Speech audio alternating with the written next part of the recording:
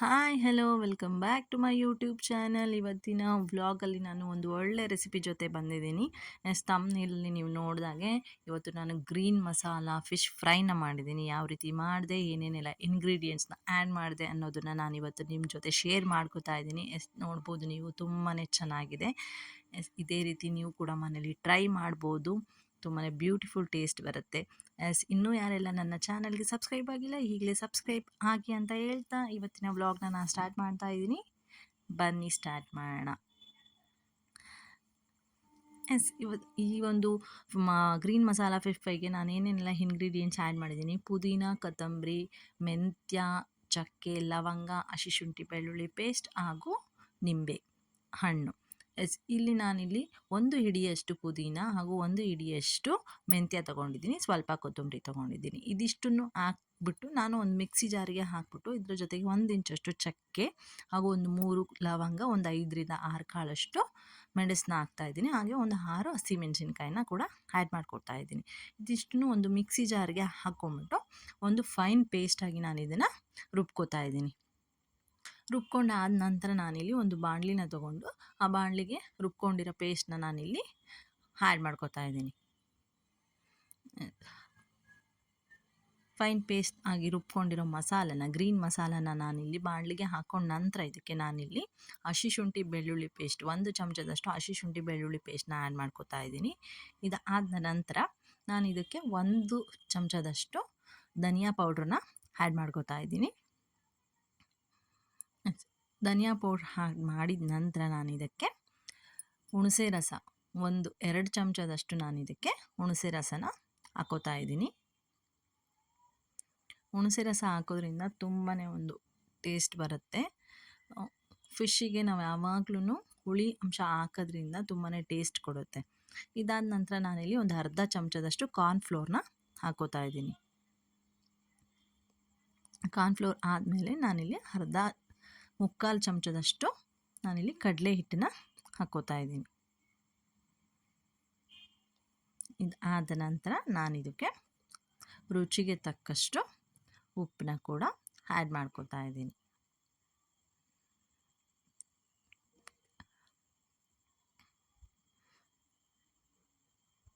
ಇದಾದಮೇಲೆ ನಾನು ನಿಂಬೆ ಹಣ್ಣಿನ ರಸನ ಕೂಡ ಹಾಕ್ಕೋತಾ ಇದ್ದೀನಿ. 1 ಹಿಡಿ ನಿಂಬೆಹಣ್ಣಿನ ರಸನ ನಾನು ಇದಕ್ಕೆ ಹಾಕ್ಕೋತಾ ಇದ್ದೀನಿ. ನಾವು ಹುಳಿ ಹಾಕಿದಷ್ಟು ಒಂದು ಫ್ರೈದು ಟೇಸ್ಟು ತುಂಬಾ ಚೆನ್ನಾಗಿರುತ್ತೆ. ಫಿಶ್ಶಿಗೆ ಹುಳಿನೇ ಇಂಪಾರ್ಟೆಂಟು, ತುಂಬಾ ಚೆನ್ನಾಗಿರುತ್ತೆ. ಇದಿಷ್ಟು ಇಂಗ್ರೀಡಿಯೆಂಟ್ಸ್ ಆ್ಯಡ್ ಮಾಡಿದ ಮೇಲೆ ನಾನಿಲ್ಲಿ ಕೊನೆಯದಾಗಿ ಹಸಿ ಕರಿಬೇವನ್ನ ಕೂಡ ಹಾಕ್ಬಿಟ್ಟು ಚೆನ್ನಾಗಿ ಎಲ್ಲ ಕಲಿಸ್ಕೋತಾ ಇದ್ದೀನಿ. ಮಸಾಲೆಯನ್ನು ನಾನಿಲ್ಲಿ ರೆಡಿ ಮಾಡಿ ಇಟ್ಕೊಂಡಿದ್ದೀನಿ ಮ್ಯಾರಿನೇಟ್ ಮಾಡಲಿಕ್ಕೆ. ನೀಟಾಗಿ ಎಲ್ಲದೂ ಮಸಾಲೆ ಮಿಕ್ಸ್ ಆಗಿದೆ. ಇದಕ್ಕೆ ನಾನಿವಾಗ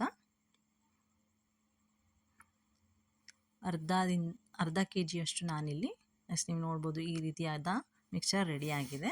ಇದಕ್ಕೆ ನಾನಿಲ್ಲಿ ಅರ್ಧ ಕೆ ಜಿಯಷ್ಟು ಫ್ರೈಗೆ ಸ್ಲೈಸಸ್ಸಾಗಿ ಕಟ್ ಮಾಡ್ಕೊಂಡಿರೋ ಸ್ಲೈಸಸ್ನ ನಾನೀಗ ಆ್ಯಡ್ ಮಾಡ್ಕೊಂಡಿದ್ದೀನಿ. ಇದಕ್ಕೆ ನಾನು ನೀಟಾಗಿ ಮಸಾಲೆ ಅಪ್ಲೈ ಮಾಡ್ಕೋತಾ ಇದ್ದೀನಿ. ನೀಟಾಗಿ ಎಲ್ಲ ಕಡೆಗೂ ಮಸಾಲೆನ ಹಚ್ಕೋತಾ ಇದ್ದೀನಿ.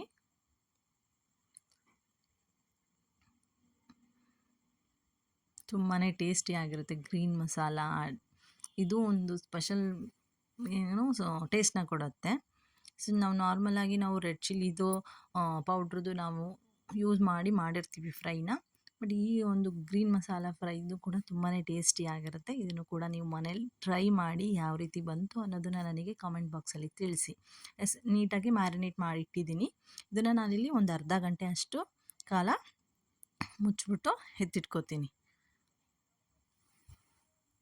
ಅರ್ಧ ಗಂಟೆ ಅಷ್ಟು ನಾನು ಟೈಮಷ್ಟು ಮ್ಯಾರಿನೇಟ್ ಮಾಡಿ ಎತ್ತಿಟ್ಟಿದ್ದೆ. ಈಗ ನಾನಿಲ್ಲಿ ಒಂದು ತವಾನ ತೊಗೊಂಡು ಅದಕ್ಕೆ ನಾನಿಲ್ಲಿ ಫ್ರೈ ಮಾಡಲಿಕ್ಕೆ ಎಣ್ಣೆನ ಹಾಕೋತಾ ಇದ್ದೀನಿ. ಇನ್ನೂ ಯಾವುದೆಲ್ಲ ಒಂದು ರೆಸಿಪಿ ನೋಡಬೇಕು, ಟೇಸ್ಟ್ ಮಾಡಬೇಕು ಅನ್ನೋ ಇಂಟ್ರೆಸ್ಟ್ ಇದ್ದಲ್ಲಿ ಒಂದು ಕಾಮೆಂಟ್ ಬಾಕ್ಸಲ್ಲಿ ಯಾವ ರೆಸಿಪಿ ಟ್ರೈ ಮಾಡಬೇಕು ನಾನು ಅನ್ನೋದನ್ನು ನೀವು ನನಗೆ ಕಾಮೆಂಟ್ ಬಾಕ್ಸಲ್ಲಿ ತಿಳಿಸಿ. ನಾನು ಆ ರೆಸಿಪಿನ ಟ್ರೈ ಮಾಡಿಬಿಟ್ಟು ನಿಮ್ಮ ಜೊತೆ ಶೇರ್ ಮಾಡ್ಕೋತೀನಿ. ಎಣ್ಣೆ ಹಾಕ್ಕೊಂಡಿದ್ದೀನಿ. ಇದಕ್ಕಾದ ನಂತರ ನಾನು ಇದಕ್ಕೆ ಫಸ್ಟಿಗೆ ಒಂದು ಹಸಿ ಕರಿಬೇವಿಂದು ಇಡೀ ಎಲೆನೇ ಹಾಕ್ಕೋತಾ ಇದ್ದೀನಿ. ಇದು ಹಾಕೋದ್ರಿಂದ ಒಂದು ಟೇಸ್ಟ್ ಕೂಡ ಸ್ಪೆಷಲಾಗೇ ಇರುತ್ತೆ, ಟೇಸ್ಟ್ ಒಂಥರ ಚೆನ್ನಾಗಿರುತ್ತೆ. ಸೊ ಅದ್ರ ಮೇಲೆ ನಾನೀಗ ಮ್ಯಾರಿನೇಟ್ ಮಾಡಿಟ್ಟಿರೋ ಫ್ರೈಗೆ ಇಟ್ಟಿರೋವಂಥ ಸ್ಲೈಸಸ್ನ ಹಾಕ್ಕೋತಾ ಇದ್ದೀನಿ.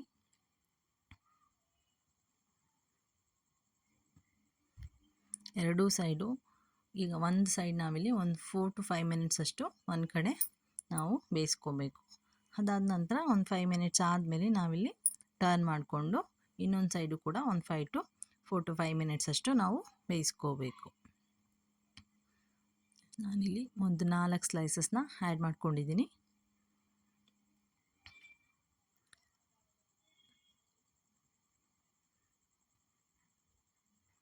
ನೀಟಾಗಿ ಅದು ಬೈಂಡಿಂಗ್ ಹಾಕಿ ಕಾರ್ನ್ಫ್ಲೋರು ಕಡಲೆ ಹಿಟ್ಟು ಹಾಕಿರೋದ್ರಿಂದ ಬೈಂಡಿಂಗ್ ಏನು ಬಿಟ್ಕೊಳ್ಳೋದಿಲ್ಲ, ಚೆನ್ನಾಗಿರುತ್ತೆ. ಸೊ ಮಸಾಲೆ ಎಲ್ಲ ಫಿಶ್ಶಿಗೆ ನೀಟಾಗಿ ಹಿಡಿದಿರುತ್ತೆ. ಒಂದು ಅರ್ಧ ಗಂಟೆ ಬಿಡೋದ್ರಿಂದ ಅದೆಲ್ಲ ಮಸಾಲೆನ ಎಳ್ಕೊಂಡಿರುತ್ತೆ. ಸೊ ಹಂಗಾಗಿ ಸ್ವಲ್ಪ ಟೇಸ್ಟ್ ಚೆನ್ನಾಗೇ ಇರುತ್ತೆ. ಇದನ್ನು ಕೂಡ ನೀವು ಮನೇಲಿ ಇದು ಸಿಂಪಲ್ ಆಗಿರುತ್ತೆ, ಬೇಗನೂ ಆಗುತ್ತೆ. ಸೊ ನಾವೇನು ಬೇರೆ ಎಕ್ಸ್ಟ್ರಾ ಇಂಗ್ರೀಡಿಯೆಂಟ್ಸ್ ಏನಿಲ್ಲ, ಇಲ್ಲಿ ಪುದೀನ, ಮೆಂತ್ಯ, ಕೊತ್ತಂಬರಿ ಹಾಕೋದ್ರಿಂದ ಗ್ರೀನ್ ಮಸಾಲ ಫ್ರೈ ಒಂಥರ ಚೆನ್ನಾಗಿರುತ್ತೆ, ನೋಡೋದಕ್ಕೂ ಚೆನ್ನಾಗಿರುತ್ತೆ. ಗ್ರೀನ್ ತಿನ್ನೋದಕ್ಕೂ ಟೇಸ್ಟ್ ಕೂಡ ಡಿಫ್ರೆಂಟ್ ಆಗಿರುತ್ತೆ. ಸೊ ಒಂದು ಕಡೆ ಒಂದು 5 ಮಿನಿಟ್ಸ್ ನಾವು ಬೇಯಿಸ್ಕೊಂಡಿದ್ದೀವಿ. ಈಗ ಇನ್ನೊಂದು ಕಡೆನೂ ನಾವು ಒಂದು 5 ಮಿನಿಟ್ಸ್ ಬೇಯಿಸ್ಕೋಬೇಕು. ನೋಡ್ಬೋದು ನೀಟಾಗಿ ಮಸಾಲೆ ಏನೋ ಬೆಂದು ಫಿಶ್ ಕೂಡ ನೀಟಾಗಿ ಬೆಂದಿರುತ್ತೆ. ಲಿಡ್ ಕ್ಲೋಸ್ ಮಾಡಿದ್ರೆ ಸ್ವಲ್ಪ ಚೆನ್ನಾಗಿ ಹವೆಯಲ್ಲಿ ನೀಟಾಗಿ ಬೆಂದ್ಕೊಳ್ಳುತ್ತೆ.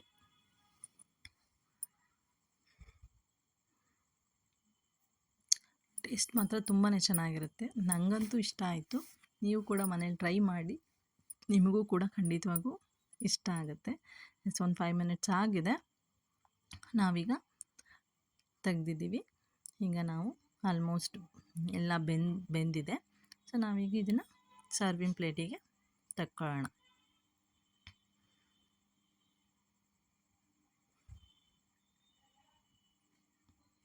ನೀವು ನೋಡ್ಬೋದು ತುಂಬ ಚೆನ್ನಾಗಿ ಬಂದಿದೆ. ನಿಮಗೂ ಕೂಡ ಈ ಒಂದು ಏನೋ ರೆಸಿಪಿ ತುಂಬಾ ಇಷ್ಟ ಆಗುತ್ತೆ. ನೀವು ಕೂಡ ಮನೇಲಿ ಟ್ರೈ ಮಾಡಿ, ಖಂಡಿತ ನಿಮಗೂ ಕೂಡ ಡೆಫಿನೆಟ್ಲಿ ಇಷ್ಟ ಆಗೇ ಆಗುತ್ತೆ. ಸಿಂಪಲಾಗಿ ಯಾವ ರೀತಿ ಗ್ರೀನ್ ಮಸಾಲ ಫಿಶ್ ಫ್ರೈನ ನಾವು ಯಾವ ರೀತಿ ಮಾಡ್ಬೋದು ಅನ್ನೋದನ್ನು ನಾನು ಇವತ್ತಿನ ವ್ಲಾಗಲ್ಲಿ ನಾನು ನಿಮಗೆ ತೋರಿಸ್ಕೊಟ್ಟಿದ್ದೀನಿ. ಐ ಹೋಪ್ ಈ ವಿಡಿಯೋ ನಿಮಗೆಲ್ಲ ಇಷ್ಟ ಆಗಿದೆ ಅಂತ ಭಾವಿಸ್ತಾ, ಇನ್ನೂ ಯಾರೆಲ್ಲ ನನ್ನ ಚಾನಲ್ಗೆ ಸಬ್ಸ್ಕ್ರೈಬ್ ಆಗಿಲ್ಲ ಸಬ್ಸ್ಕ್ರೈಬ್ ಆಗಿ ಹಾಗೂ ಲೈಕ್ ಮಾಡಿ ಅಂತ ಹೇಳ್ತಾ ನೆಕ್ಸ್ಟ್ ವ್ಲಾಗಲ್ಲಿ ಸಿಗ್ತೀನಿ. ಅಲ್ಲಿವರೆಗೂ ಟಾಟಾ, ಬಾಯ್ ಬಾಯ್.